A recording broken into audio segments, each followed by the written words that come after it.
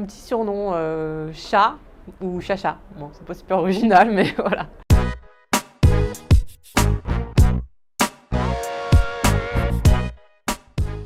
Alors j'ai commencé par la natation quand j'étais toute petite. J'ai enchaîné par du basket, voilà, jusqu'à assez tard, jusqu'à la fac. En fait, j'ai fait un STAPS comme étude, donc voilà, j'avais pris option basket. Et après, j'ai découvert la voile, donc catamaran, planche à voile. Et ça a commencé à devenir une passion. Et du coup, je suis descendue dans le sud pour me rapprocher de la mer. Et c'est là où j'ai commencé le kite.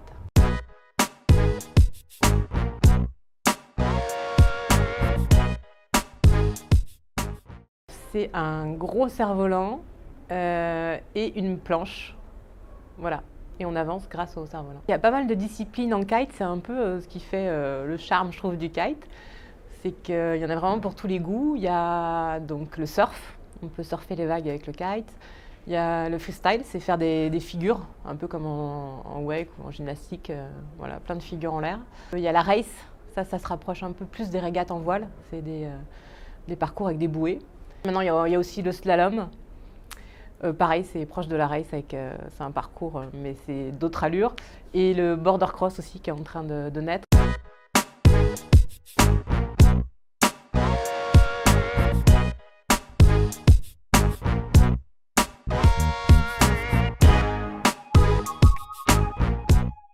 Ma spécialité, c'est la vitesse.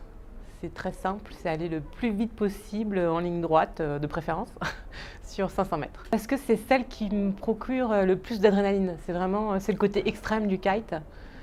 Et c'est là où je ressens le plus de sensations fortes. Alors, ça fait loin maintenant. C'était en Namibie, à Luderitz. C'est un cadre assez exceptionnel, c'est très lunaire. On est en plein milieu du désert, au milieu de nulle part. C'est une toute petite ville, voilà, loin de toute civilisation. Et ça faisait à peu près un mois que j'étais là-bas pour une tentative de record, justement. Et ce jour-là, c'était la dernière chance pour battre le record. Je savais que c'était la dernière tentative, donc il y avait énormément de pression. Et voilà, il y avait aussi beaucoup de fatigue, ça faisait un mois que j'étais là-bas, c'était fatigant moralement et physiquement. Donc voilà, donc c'était une atmosphère très, très difficile, et donc voilà, je me retrouve en haut du run et il y avait beaucoup de gens de riders qui avaient décidé de ne pas y aller. Le vent était vraiment fort et il y en avait beaucoup qui pensaient que ça valait pas le coup de risquer sa vie pour ça, quoi, qu'il y avait trop de risques. Et voilà, j'ai fait le choix d'y aller parce que je me sentais prête. Ça faisait tellement longtemps que j'attendais ça que je me suis dit je ne vais pas abandonner là aujourd'hui. Ça serait quand même dommage. Voilà, donc je me rappelle, c'était l'entrée du run, je me disais, oh là là, est-ce que je vais m'en sortir, quoi. C'est vrai que ça fait bizarre d'être en haut du run, c'est les 500 mètres, tu vois pas le bout, tu t'aperçois juste la bouée, hein, et tu te dis, bon, est-ce que je vais arriver jusqu'à la bouée? Voilà, et puis je m'engage dans ce couloir. C'est vrai qu'on a un peu l'impression que c'est un tunnel, hein, quand on part. Et voilà, et après tu oublies tout sur ce run, tu penses plus qu'à voilà, survivre en fait. Tu te dis oh là là, ça va vite, bon, tu penses à tout, faut reste debout là. Je voyais le petit clapot qui arrivait, je me suis dit oh là, je ne passerai jamais. Je dis bah, t'as pas le choix, faut que tu le passes parce que si tu tombes là, tu vas avoir des soucis. Donc voilà, j'ai tenu jusqu'au bout. Et juste quand je passe la bouée, du coup je relâche un peu trop la pression et je tombe mal en fait. Au lieu de m'arrêter sur l'arrière, je tombe sur l'avant. Et là je perds connaissance. Et donc voilà, heureusement j'avais des amis à l'arrivée qui me sortent de l'eau et quand je rouvre les yeux, ils étaient tous ah t'as fait 50 nœuds, c'est incroyable. Voilà, mais sur le coup j'ai pas vraiment réalisé, je voyais du sang dans mon œil, je me dis oh là là, putain, je voyais plus d'un œil. Je me dis oh là là mince, je voyais plus d'un œil, j'ai perdu un œil.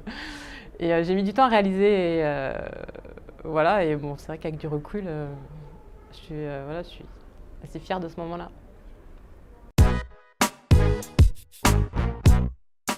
Ça change pas la vie, hein. Ça change pas grand-chose, sauf que des fois, on me défie souvent, on veut toujours aller plus vite que moi. Mais sinon, ça change pas grand-chose, j'ai juste envie d'aller plus vite. Oui, s'ils n'ont jamais fait de kite, c'est quand même pas mal de passer par une école au niveau sécurité. Et puis ils vont perdre beaucoup moins de temps en prenant peut-être 3-4 jours de cours plutôt que d'apprendre tout seul. C'est un sport qui est très facile mais du coup très dangereux aussi.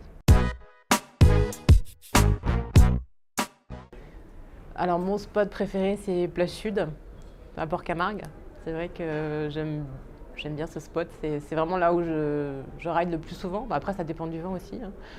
Je ride pas mal au Boucanet et à la Grande Motte aussi. J'ai toujours envie d'aller plus vite, j'ai encore le record mais j'aimerais bien l'améliorer. Et voilà, puis d'autres titres de championne du monde, pourquoi pas.